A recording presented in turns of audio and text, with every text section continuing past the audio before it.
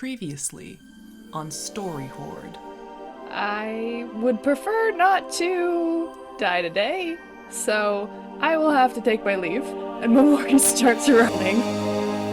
We're going to tell people about this. We're going to tell them what happened. We know what their sign is, which they apparently like to put their logo on everything that they like to give out merch to people that they've robbed. So we have stuff on them. If it's more information you're looking for, I think I can help with that. And with a very dramatic bow, he says, Troop Master Nasty, at your service. If they leave Arth alone, we will keep quiet about their whereabouts. With that resolved, please, make yourselves at home. Welcome to the Heretics Troop.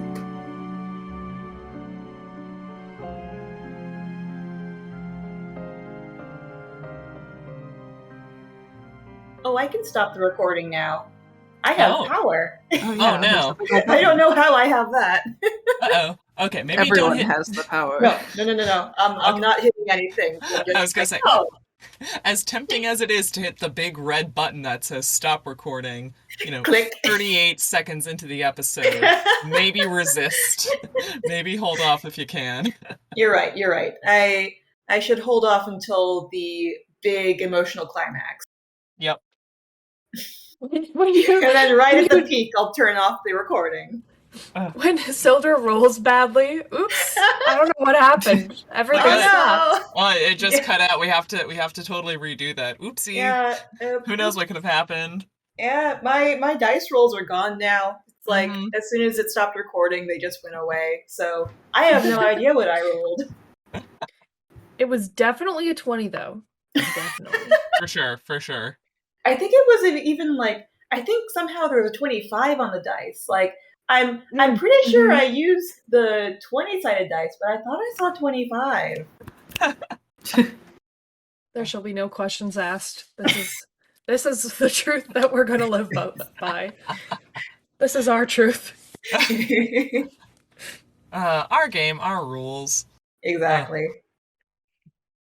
And speaking of our game, it's been over a month since we recorded. Why don't we just dive in?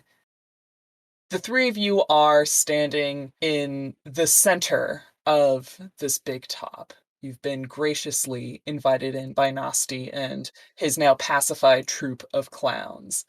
And as the three of you walk yourselves around this large tent, this large ring full of hoops and platforms and, empty cages where, performing animals are likely to hang out during shows.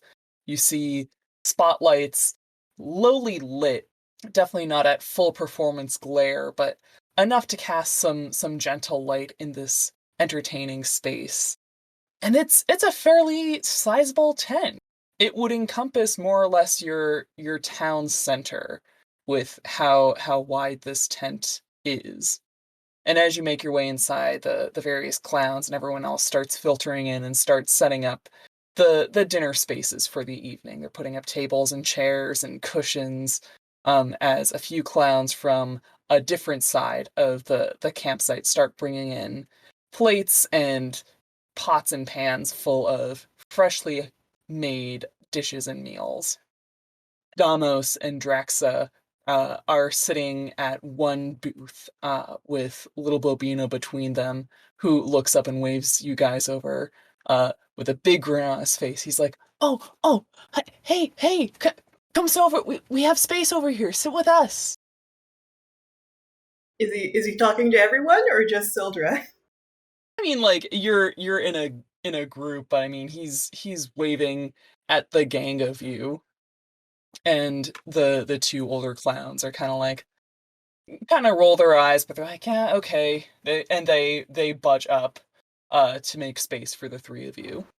I grab Sildra and Momori and just pull them in close. And I'm like, listen, this is probably a cult. I've read the book on it once.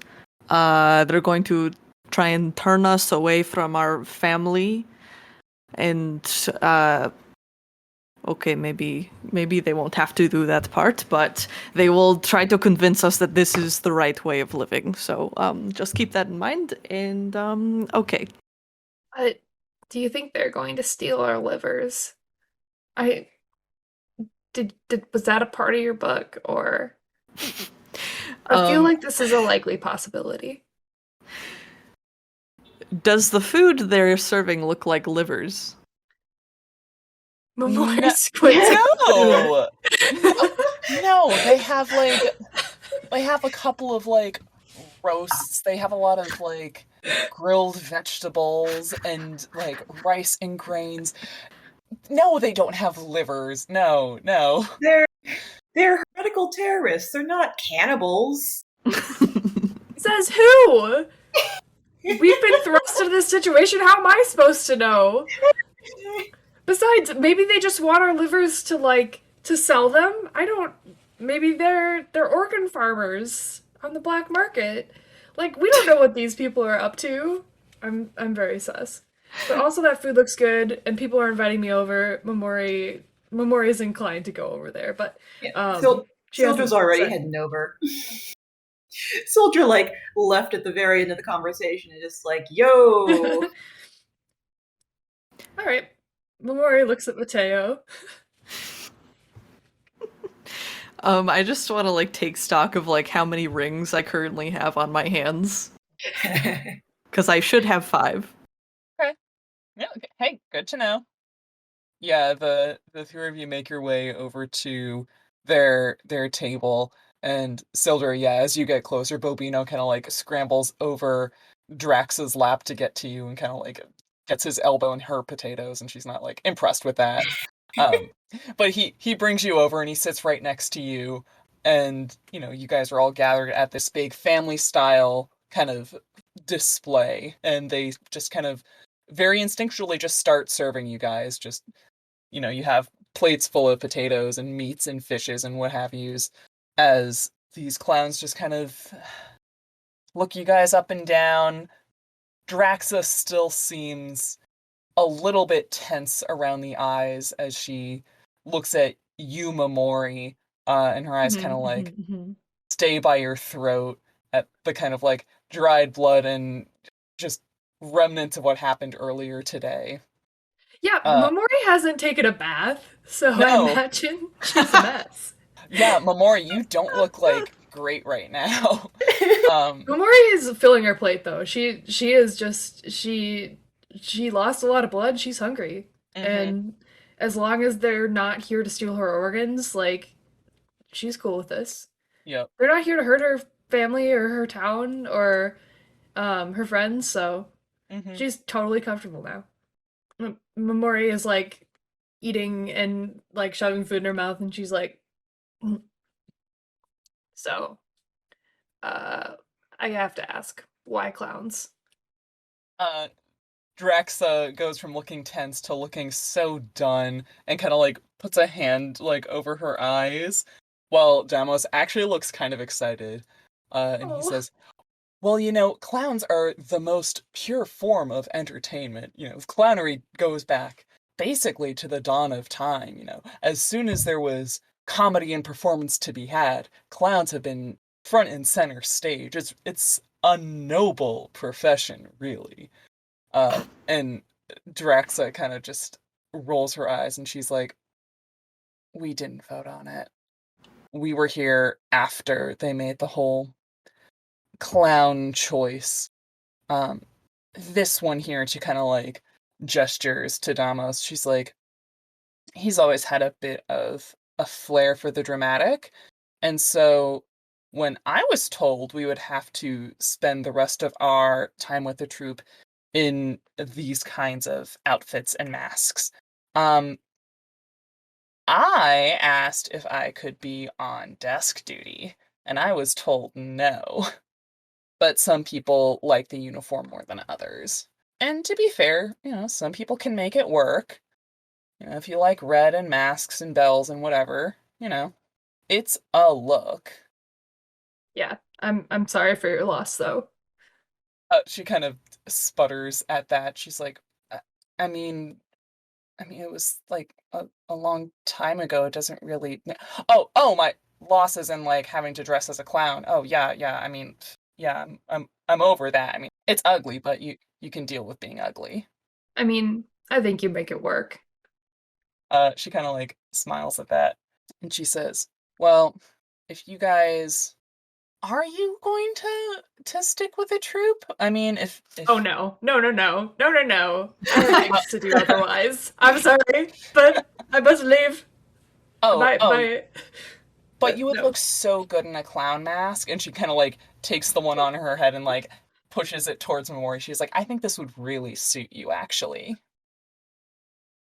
Mori, Mori looks at Mateo for approval or help or something. Mateo has not been listening, and he's been like pushing his food into like separate sections so that they're not touching with his fork. Mori does not bother looking at Sildra. Mori puts the mask on. This Wise choice. This I'm not gonna lie, it's kind of hard to see out of these eye holes. Damos nods his head. He's like, oh yeah, it absolutely is a skill to be able to walk in anything that almost entirely like obscures your vision. But trust me, once you learn to walk, then you learn to run, and then you learn to, walk on a tightrope and juggle some flaming batons. And before you know it, you're an expert clown. Memoria like takes off the mask, hands it back to Draxa, and she's like, "Yeah, I can't believe you guys kicked my butt with like wearing these." Uh, they kind of like awkwardly giggle, and Damos is like, well, to be fair, it was Gataki more that kind of did the damage, and yes, sorry about that. I mean, you're not dead, so not the worst case scenario, but yeah. Oh yeah, that's a definite plus. And I'm sorry for Kataki's eye, as I said. Is she okay? You guys? You do notice that, it seems like the majority of the troupe are present. It's, mealtime. She's not in this group. She's kind of like conspicuously absent. And Draxa kind of looks around. She's like, yeah, she'll be fine. I'll be honest, I think you kind of got to her a little bit. She's not used to losing, I guess. She's very much someone that's used to getting her way a lot, and feeling like she kicked someone's ass and then immediately got her eye taken out is a little bit of a humbler. So Mateo laughs under his breath at that. Well, to be fair, she definitely got under my skin as well. We're probably just not a good mix of personalities, I'd imagine. But I do hope she's doing okay. Bobino pipes up. He's like, I don't know. I think you guys would get along. I mean, like, yeah, she's kind of intense, but like, so are you. And I feel like if you weren't trying to kill each other, like, I don't know. I feel like you guys would get along. Oh, and if you got along really good and you could like pet her toe beans, like, and she has this like one spot behind her cat ear. If you like just kind of casually like go behind her and like give it a pat, oh, she really likes that. She might scratch you first, but then she'll like it. I'll keep Mateo that in looks mind. disgusted. Yeah, Damos is kind of giving like a gesture at us, and he's like, please don't go up behind her and pet her ears. Like, if she hasn't mauled you yet, she will if you do that. And I'm not gonna save you. Duly noted. I'll, yes, but I appreciate that, Bobino. I don't think there's any way at this point. Let's be honest. But I mean, I would be happy to fight her again. I always love to spar with a strong opponent, but maybe when the stakes are a little less life or death. As you guys are eating and kind of getting comfortable, some people start playing music, some people have started dancing in the middle of the arena. And as all of this is going on, make a perception check, just real quick. All three of you. Ooh, girl, that's a 19. Plus, I've got a plus, I think. Oh, +1. Perception. That's a dirty, nasty, grody 20. Oh, we Nice. love it. I got 16 plus 1, 17. 13. Wow, we're a perceptive gang here. Yeah.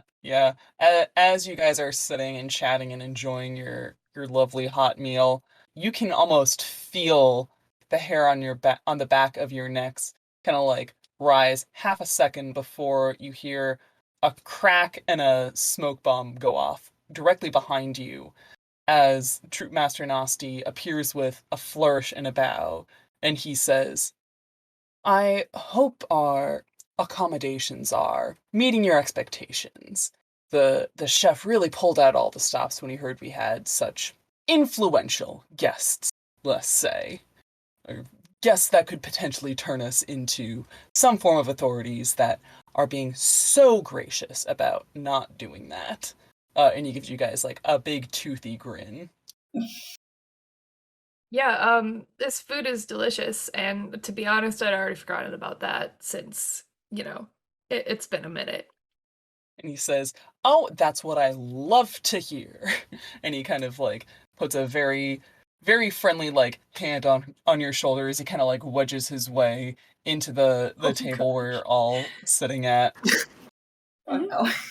He says, "Now the three of you really are just something else. It's not everyone that's willing to just kind of go after a gang of clowns, especially unfortunate explosion-y incidents aside, and your town temple. It's a brave group of people to kind of go after and seek justice. It's interesting. What's in it for you? What are you? Some sort of, temple guards or attendants or some town guardians?" Not particularly. Fish. He turns to Zelda. Yes, actually, yes, fish. Fish? What? I was supposed to go fishing with my sibling here, Mhm. and then they left. And you just sort of strolled in casually and just figured, clown life might be for you. It's not the strangest way that we've gotten members here. Honestly, rolling up to our organization after, a long day of fishing. We'll take it. I didn't fish at all. I didn't fish at all, ever. I was like gonna show them some of the ropes, but then Yes, the fishing things. ropes. Yep, the fishing ropes.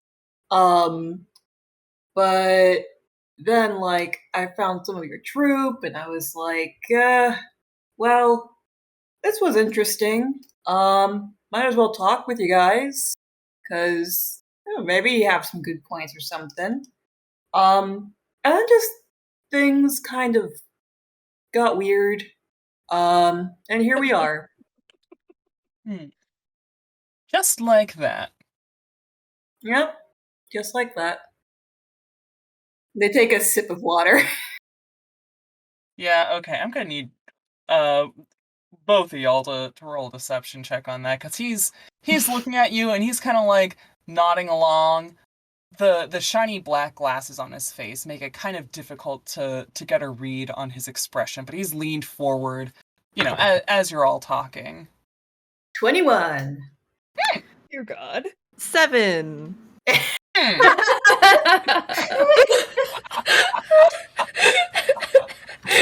Can't BS a BS. Silver actively has a fishing rod. Yep. This isn't like the weirdest thing to claim. Mateo just can't people. He kind of turns his attention to you, Mateo, and he kind of cocks his head and he says, "Well, if your sibling here is so inclined to stay with us, I'd be loath to separate family. In this world, really, the family you have it's irreplaceable.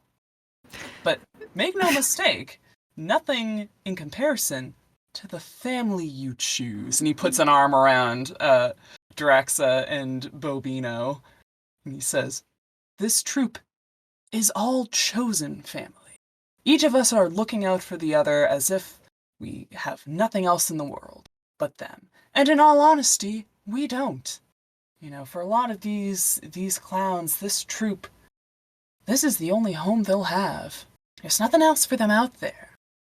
All this to say, I'd hate to separate two adoring siblings such as yourselves. If you're interested, and if you have any inclination at all as far as general clownery, performing, going against any sort of gods or god worshippers, you know, we're always taking new members. If you are so inclined, young man. Right. You said a lot there. Yes, I have a tendency to do that. That is a fascinating eye you have, if I may be so forward. And he just keeps leaning, like, across the table.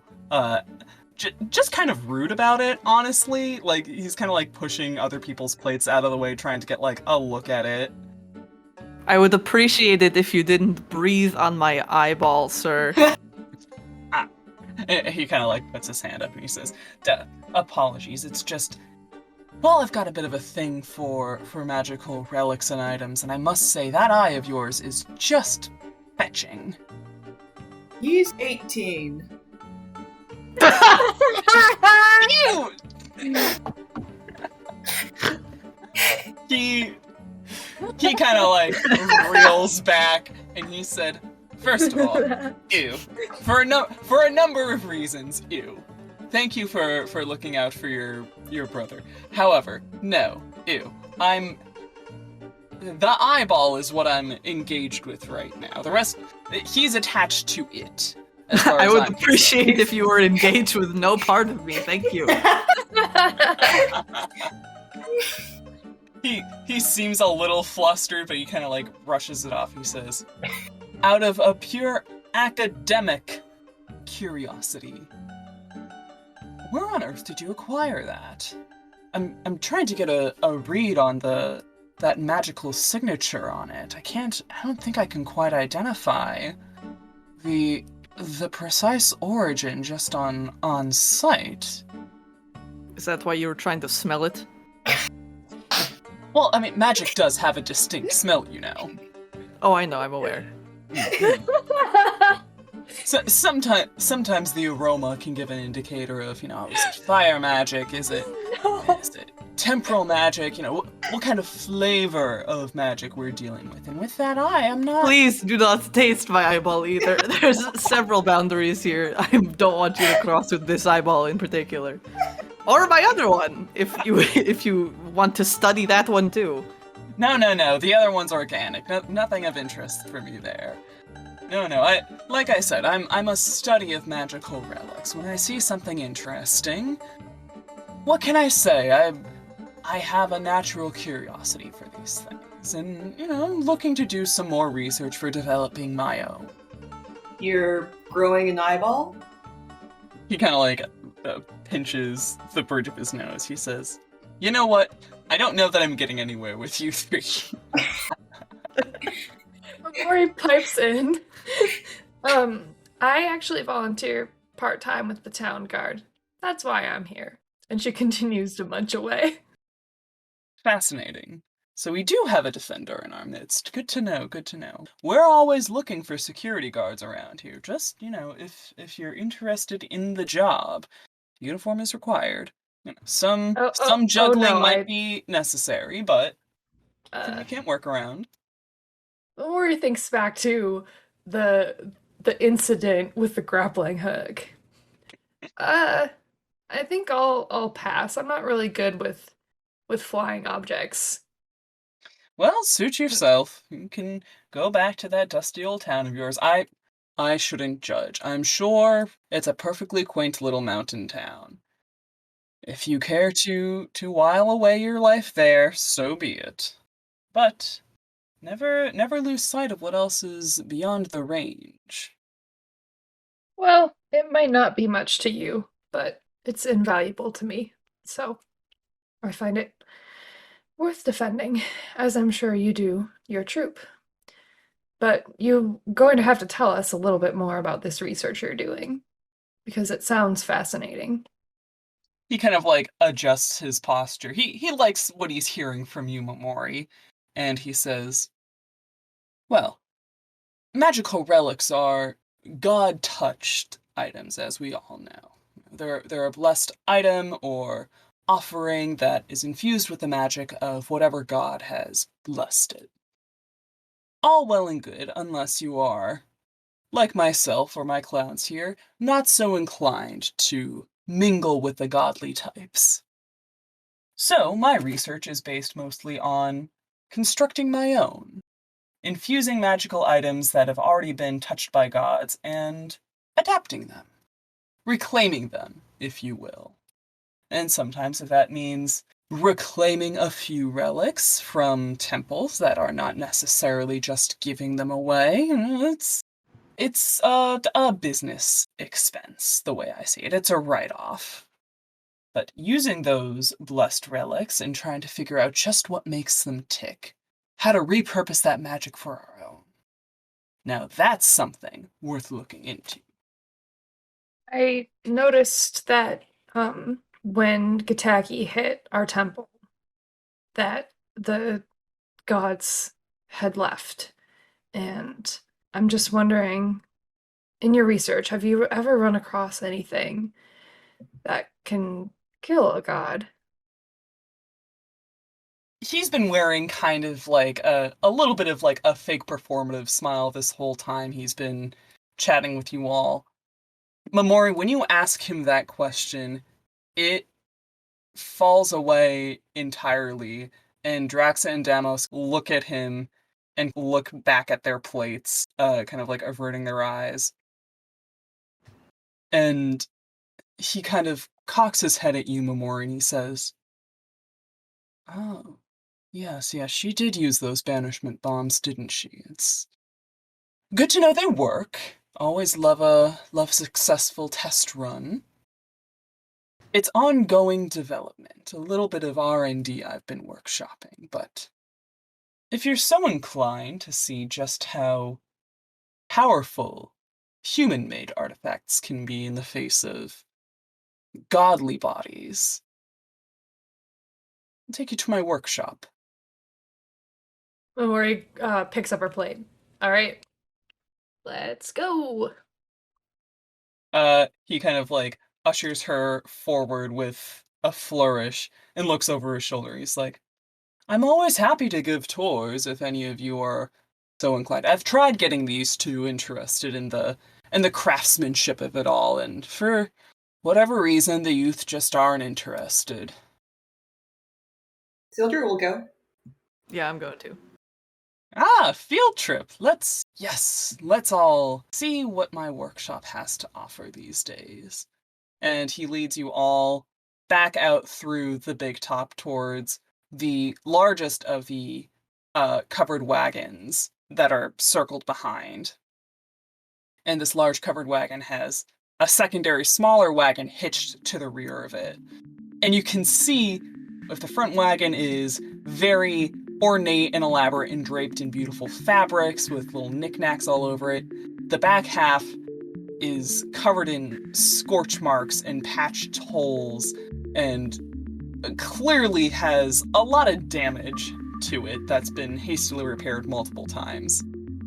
And as he leads you all through the back of it, you enter this very, very busy working space. It's lit with high-hung candles and lanterns, and you can see tables strewn about with various knickknacks and items, tiny meticulous little tools over everything, and a vague heady smell of incense and magic in the working space.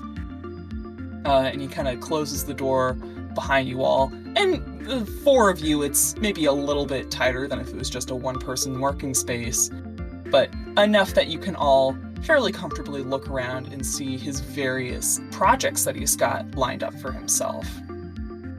you can see replicas of godly effigies, essentially, made of straw and twine with scorch marks on the tips of them, as though they started burning and then were very quickly put out. You can see elaborate necklaces and bracelets picked apart for spare pieces and stones. On one particularly scorched bench, you see the workings of what looks like a small cherry bomb of sorts, with an overly long fuse and an elaborate little sigil on the front with the heretic's brand on it. And he says, "Ah, yes. Yes, my banishment bombs. If Kataki was using the latest model I sent her out with, it's good to know that these things are actually working and not just making a mess." He says, "It took me years of refining this one to get to the point where they can actually scare off godly beings.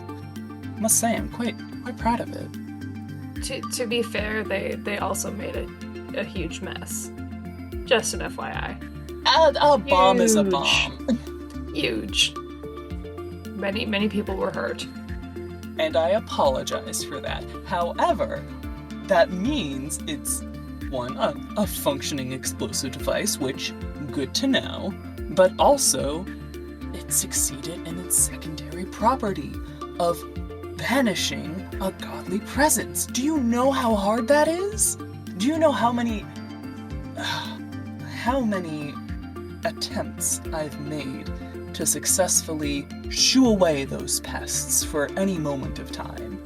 Tell me, did they stay gone? Was it a blip? Were they gone for like a significant amount of time? I don't know if they came back, to be completely honest. I wasn't really checking in. Good to know. And now he's like scribbling notes on like a dingy little pad. And it's an interesting contrast you notice between Nosti the performer and Nosti the artificer, as he's like in conversation looking like he's making plans and tweaks and adjustments to his designs. So you never really answered my question. Hmm? If you've come across anything that can kill a god. Ah, it is the question, isn't it? And at this point, he kind of like stops his writing and leans back on one of his working tables. And he, kind of looks up into space. He says, "It's one thing to scare a god away or to shoo them out of a particular space.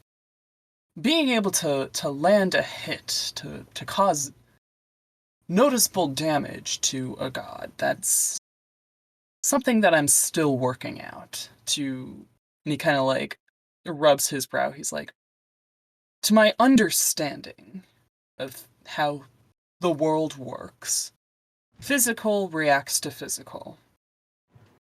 Celestial responds to celestial. So trying to find some sort of weapon or means of leaving a mark on a being of pure magic like a god, well, frankly, it's a bit outside my wheelhouse. I'm not exactly the most proficient magic user myself." That's not the worst thing in the world. Magic is kind of scary, so I really I don't know. I don't fault you for that. But your workshop is pretty cool. Well, thank you. And it's not out of spite that I'm doing all of this. It's not out of some malicious need to see gods suffer and die. But wouldn't it be nice just once to hit back, to let them feel what we feel every day? Memori looks down and kind of clenches her fists, and she's like, yeah, that would be nice. Young lady, why are you so interested in killing a god? Oh, I was just asking the question. I was just curious. There's no particular reason. No particular reason. It's an interesting thought, though, isn't it? Gods take humans down so easily, it doesn't even register most times. They whip up an avalanche or set a fire blazing. They forget to water some crops for a decade, and a whole swath of people just wiped out without them even noticing. But what would it take to put that same kind of fear in there? Mamori turns to one of the effigies and kind of picks it up and inspects it. He says, yes, that would be a replica of the god of fire, Tindra. Yes, he's big further up north where it gets a little bit chillier, fire's a little bit more sacred. Here, this is technically how you're supposed to use these effigies, and he strikes a match to light the tip of one of the arms, and it catches for maybe a couple of seconds before it's very abruptly blown out. And Nasty kind of like looks up over his glasses and around his workshop. He's like, weird, I don't know where that breeze came from. He kind of like double checks his windows. He's like, huh, unusual. And as you're all standing there, you're kind of noticing, like, yeah, there's like a weird uptick in the air in this space. You can see some of his notes and papers shuffling about a little bit. It hardly a tempest, but a disturbance. And he looks at you three again, and he says, a little bit more seriously this time, "And you sure none of you are affiliated with any higher powers I should be aware of? I brought you into this space with the expectation that we're all on the same page regarding gods and their ilk. If anyone's inviting any sort of divine ass-kicking in here, I will have to respectfully ask you to step out." Definitely not. Looks at the other two. Like, I don't really care for them. I'm just wondering do they know that you're behind the, like, bombing thing, or could they figure that out? They probably won't be able to trace it to me. If I was directly there, perhaps would be a little bit more obvious. There'd be a little bit more of a personal trace to it that they could identify. But considering it's a second degree of separation, so to speak, chances are they won't be hunting me down personally. That's what they sent you all there for, if I'm correct. Mamori bristles. Oh, don't misunderstand. No god sent me anywhere. Just wanted to fish. So that's like the 25 like deception check can just keep this going. And just keep spouting this crap. They have a hobby! You do. Technically, it's not like a lie. Like, Silder probably wants to fish at all hours of the day. They haven't really lied much during this whole conversation. Do any of these little straw effigies look like anything Mateo can recognize? Not of the straw effigies, but you do notice a little pinwheel that you recognize as being related to the god of storms from your village. It's very delicately folded paper with soft painted clouds on it, and in the middle of the pinwheel, the sort of like linchpin there has an engraved little stone with the storm god's sigil on it. Nasty kind of like looks over. He's like, "Oh, party favor. Honestly, as far as relics go, that one's maybe that's the source of the breeze. Who's to say?" He kind of like picks it up. He's like, "I've done my best to do something with this, but the construction's flimsy. Really, as far as magical relics go, this essentially tells you which way the wind is blowing, which, if you stick a finger out in the air, it accomplishes the exact same thing." He kind of throws it back down.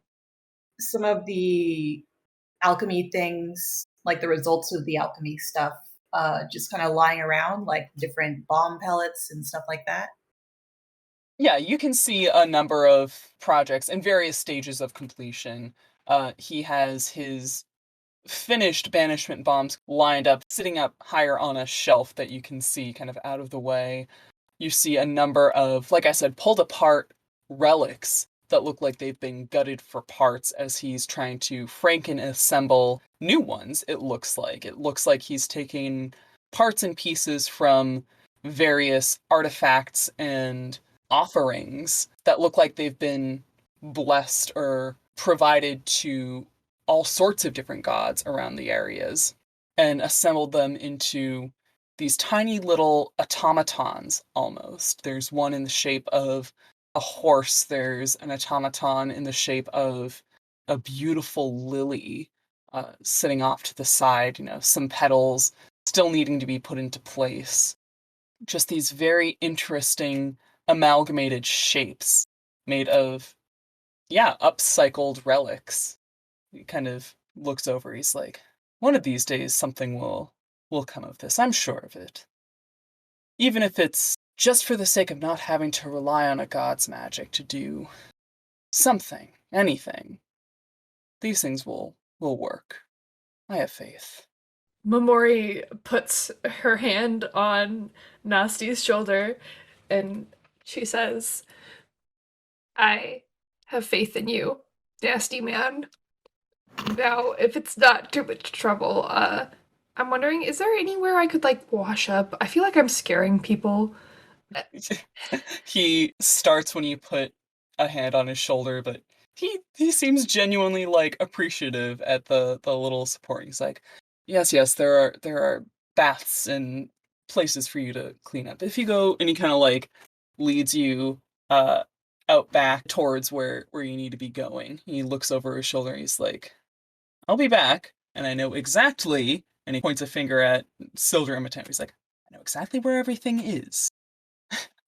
As he kind of leads Mamori to the baths. I was literally about to steal something, I'm gonna be honest. Yeah. Me too. Yeah, I was about to do that too. How am I stuck with such criminals? Oh my gosh. My pure sweet girl. While you two are in there, you're welcome to investigate further. What's up with this horse thing? Yeah. Yeah, the tiny horse automaton looks like it's made up of wooden scraps, metal scraps. It has a glass head that looks like it maybe used to be a part of a vase handle. And it seems to be held together by sheer willpower and twine. And as you hold it in your hand, it seems to activate, and it moves its front two legs in a little prance and tosses its head back, and just kind of repeats that motion. And as it does it, you see small sparks emit from the front end of it. Harmless sparks, but you can see that this thing, this conglomerate of magical parts and pieces, is functioning. You don't know what it's supposed to do, but that's how it's, behaving. All these talk and he just is in here making toys. He could do this for a lot less work. You could probably start an actual business doing this. And you wouldn't have to steal shirts off of people and give them flags with their logo on it or whatever. Can I take a look at the lily and see if it's functional? Because I know there were some petals missing, but I'm curious about it. Yeah. You look at this lily, and you have to handle it very delicately because this thing very much is still a work in progress. And even as you lift it up, you can see a few parts and pieces just fall loose. They weren't even secured. And as you lift it, you can see the couple petals that are on it contract and expand, almost like it's got a small breath to it, as it emits a faint glow around the center of it, and then it dies out, it fizzles out, while the petals on the table around it just kind of give a soft little rattle. And you can see a notepad specifically next to this project that says, Wayfinding Flower, Work in Progress, see if can't find some sort of compass to enhance with. Needs wayfinding point. Take a look at that notebook and just kind of skim through the different notes. The handwriting is actually incredibly neat. It seems rushed, but it's still fairly legible in most places. And you're going through, and you can see they're dated back, going back quite a few years now into his research. And there are projects that you can recognize on his workspace here. There are things that look to be probably outdated or failed projects or experiments. But you see one of the more recent entries seems to be breaking down a set of relics that all look relatively the same. And he says in the footnotes that traveler really had no idea what he had. To be fair, I don't either. But That's what the notes say? that's what his notes say. Humble. But it's worth finding out. His notes continue on, and you can see almost like hand-drawn illustrations of these relics. And you see what looks like a brooch and an armband. You can see a ring and what looks to be maybe like a hand staff. All with the same kind of theming to it. They all have some sort of arboreal engraving, either a tree or a root or a pine cone engraved on its surface. And his notes continue. He says, "Not a set, but the same. Old magic, comma, weird magic, underlined." Does Silver recognize the tree inscription? Like, does it symbolize something to them? Go ahead and make a religion check. Can I also do a religion check? I'm assuming I'm looking over their shoulder. Mm-hmm. Fucking kidding me. 11 total.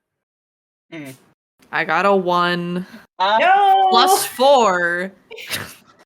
Thank God you had that modifier. I was about to do something. I mean, what's a 5 gonna get me? Not much, Mateo. You're looking at this, and you don't see anything beyond a couple of shitty drawings, and this guy clearly, at a loss for what they do. Sildra, you can't seem to recognize what god this might represent, other than a general, tree-based theming, I guess. But as you're looking at the notes, you see under the desk, it looks like a burlap sack, and you can see the tip of the hand staff sticking out. I'm gonna poke it. You poke it, and it doesn't respond. It seems fairly harmless. I'm gonna wave it around. No! Are you kidding me? I'm going for a minute. You wave around the hand staff, and you're just kind of waving a stick in a workroom. But, Mateo, I want you to roll a perception check right now. Okay. No, I'm throwing this dice out. I got a 1 plus No! 1. Again? Ooh! No! Is this a flat one? It's 1 plus 1. 2. Okay. Okay. Stupid. No,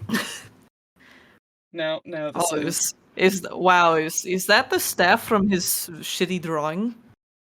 A piece of dust goes flying off of it and hits you right in the eye. No, that's my only good one. Mateo, as you're watching Sildra kind of wave this thing around, you are overcome with a wave of nausea. And it's kind of strong, and you kind of have to sit down for it. And as you sit down, you kind of accidentally knock over some of Nasti's projects, and just kind of make a little bit of a mess of an already pretty messy workroom. Silver immediately stops. Are you okay? Whatever that was smelled terrible. Yeah, why don't we jump really quick to Nasty and Momori? Momori, Nasty's kind of circling you towards the back end of the campsite, waving at various clowns, very casually checking in, being like, "Oh, okay, you had a good dinner. Okay, oh, make sure you get that leg checked out. I don't like how you fell on it during rehearsals." And as you two are walking, he kind of is looking up at the stars. It's gotten pretty dark out, and he says, "I know a kindred spirit when I see one, And whatever you may say regarding any sort of loyalty to the gods or acting in their service, a town that worships gods is a tricky one to find a home in. If you care about this town as much as you say you do, just tread lightly. These things can hurt you if you're not careful."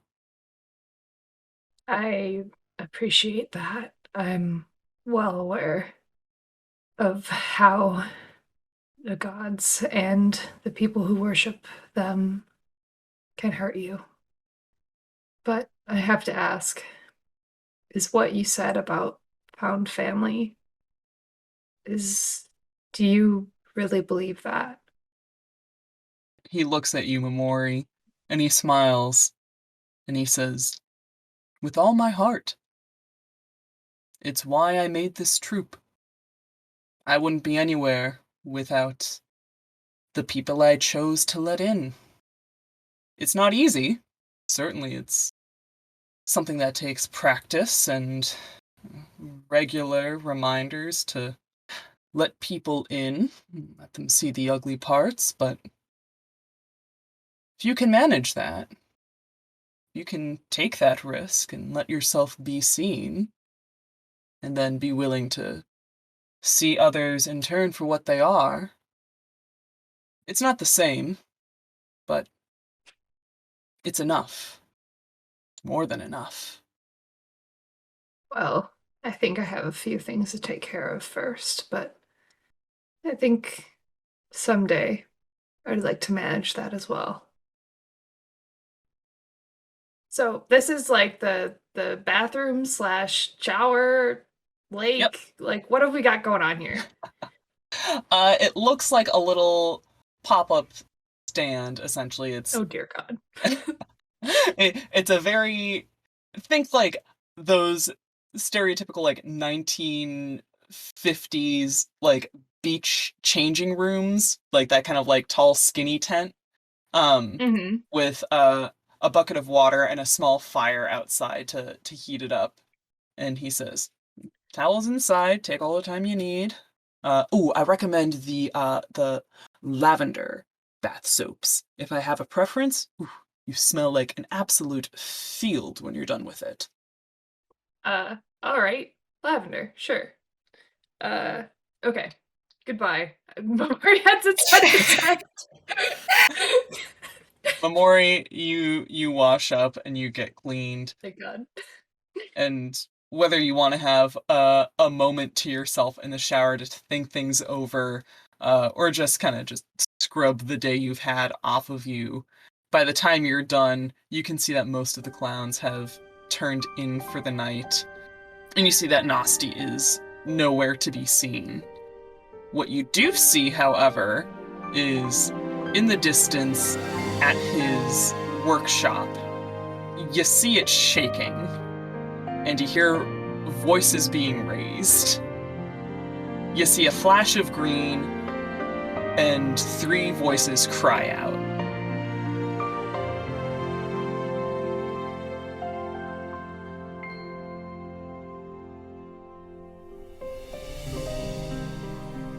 Story Hoard is produced by Grace, Maddie, Margaret, and Kev. Our theme song was written and composed by Vocal Outburst. Follow for updates and artwork on Twitter and Tumblr at StoryHoardPod, or visit our website at storyhoard.card.co. You can find all these links and more in the description of this episode.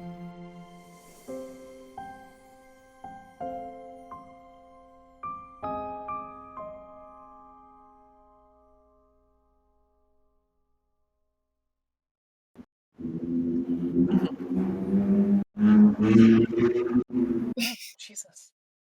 A lot of motorcycles. Wow. Yep. Is that from where you guys are living, Grace? Margaret? Yeah. I think so. Probably for my mic. Hmm. Because Grace is in a closet. Yeah. I'm surrounded by Oh all my my gosh. shoes. Oh my What's- gosh. What's Hold like your setup in there? I'm very I curious. was about to take a picture.